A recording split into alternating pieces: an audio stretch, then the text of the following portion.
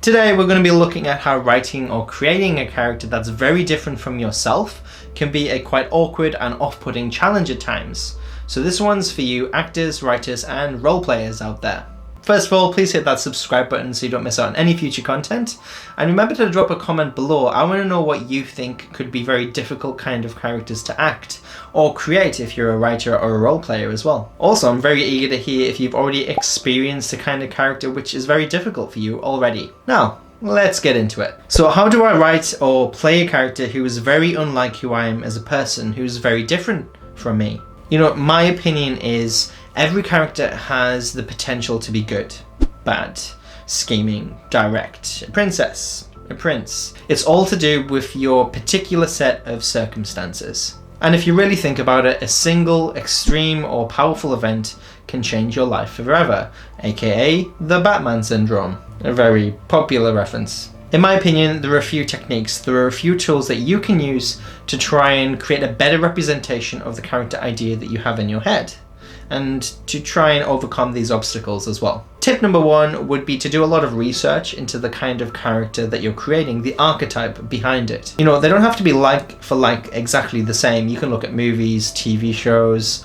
and comic books, pretty much anything for inspiration. But they have to be similar enough so you can kind of identify key traits among that kind of archetype. After that, you can break down these key traits to try and figure out what makes them tick as a person, as a character, and also try to figure out why they are the way they are. And tip number two, when you've done that and you've broken down those key traits, you can try and figure out how they are similar to you yourself as the writer or actor or storyteller in the role-playing campaign. You know, an example here being, you may not have experienced the slaughter of your entire family, hopefully not. But you can try and find a similar thread, a similar experience in your life. You know, you can take inspiration from history lessons, movies about certain periods of time or specific kinds of characters. You know, it could be just an experience in your life, how you felt when a family member passed away. These real threads, these real emotional threads and experiences from your own life will help you to make the character more personal, will give you an emotional anchor into the character. It will make it a hell of a lot more believable for your readers, for your audience, and for fellow role players too. And for you actors, it'll give more energy to the scene so other actors can play off that energy. You know, and that will help you to build their backstory in your head. And to me, backstory is key. You reverse engineer this character from its most basic traits, its beliefs, its flaws, its desires within the narrative, within the scene, and you try to think about why they could be the way they are. Having this context in your head will help you edit the character, will help you act in a given situation. It'll help you try and give an emotional and three-dimensional voice to the character as well. You know, another technique could also be attending acting or improvisation classes, because they are an environment where you've got to act very quickly. You've got to actually think on the spot and quickly develop all of these little details very quickly in your head, and you've got to bounce ideas off other actors, and that's what role-playing's about. And to be honest, it's even what it's about as a writer, which might sound absolutely insane because I constantly bounce all the ideas around in my own head, which again, saying that out loud sounds absolutely insane, but that's the way it happens for me.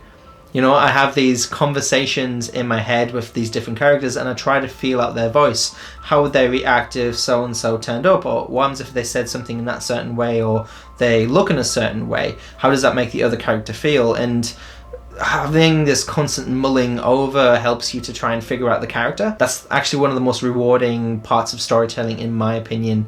It's not the actual finished product, it's this whole process of figuring out this narrative, of figuring out how to tell the story in a certain way, to create all these tiny, oftentimes even unnoticeable little emotions that audiences may miss.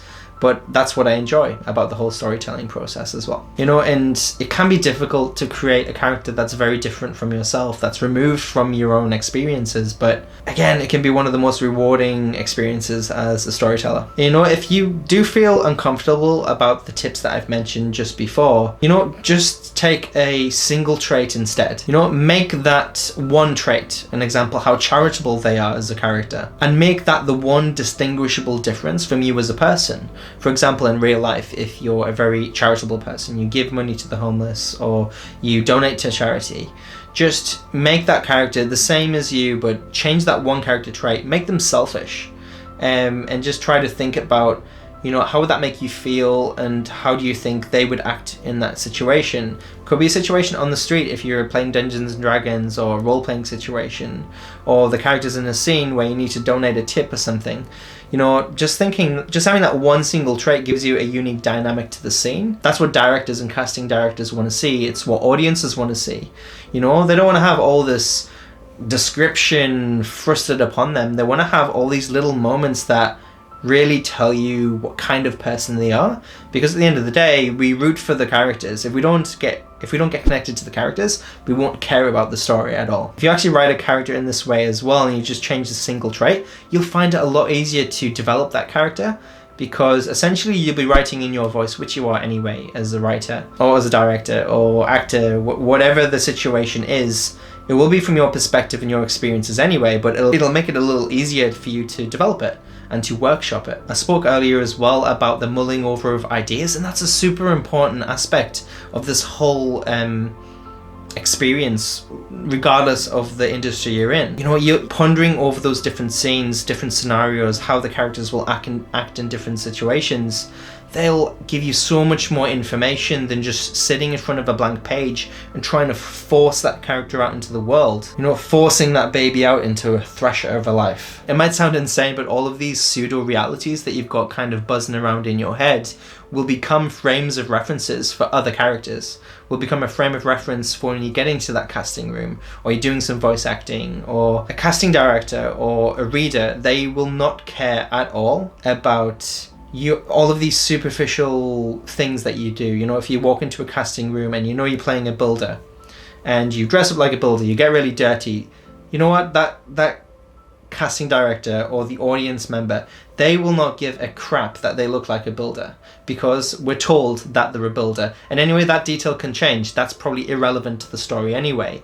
What they want to see is an emotional character who has opinions, sometimes strong opinions, but just the way they act or the way they hold themselves in a situation, that's really what character is about. That's really what audiences want to see, and that's what audience build into. It's what casting directors want. Again, even around the role-playing, regardless of if it's an amateur role-playing group or a very experienced role-playing group, really all they want is these little experiences, these little emotions, these little things in a conversation that will give a unique dynamic, that makes it fun for the other characters, whether that's an argument or them just being very stubborn in a certain situation because they don't want to commit a crime but the other characters do. Again, I'm rambling here. Where am I? Anyway, these character concepts will help you find out where that conflict is in the story, and again, conflict is key as well here.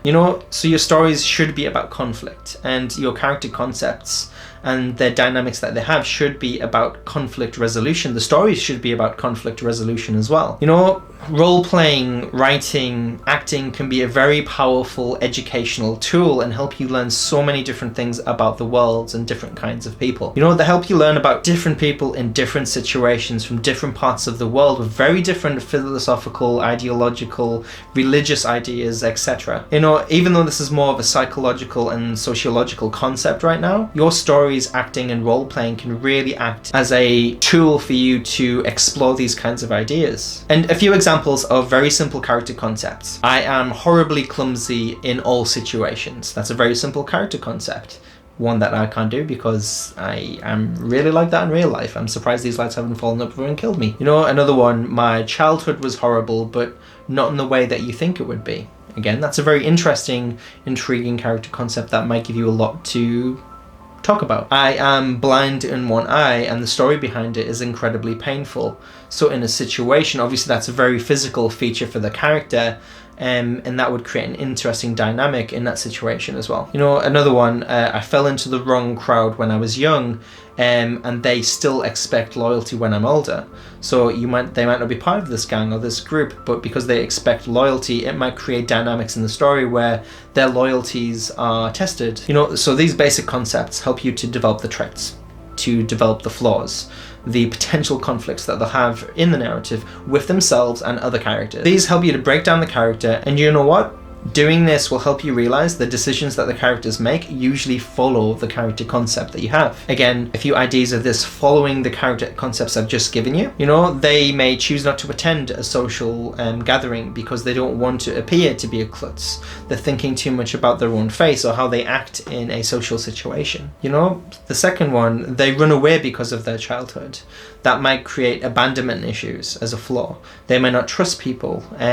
They might be very secretive about their childhood and about their family and about where they come from. They may lie about it. You know, for the third one, every time somebody asks me about my blind eye, I try to avoid the subject. That might create a very awkward situation if they get involved with the law or their relationship is tested because of questioning of why they're blind. And the fourth one, I am very slow to build relationships because I know I have these connections to this bad group or this crowd that I fell into when I was younger. This might mean it might be difficult to develop relationships because the character could be afraid that those people may target the other person in the relationship. You know what? It's simple cause and effect. And as a final bonus tip, kind of, just enjoy the process and don't care too much. Don't worry too much about all of the superficial details. Anything can change and everything probably will change. And don't worry too much if you can't disconnect from your own life and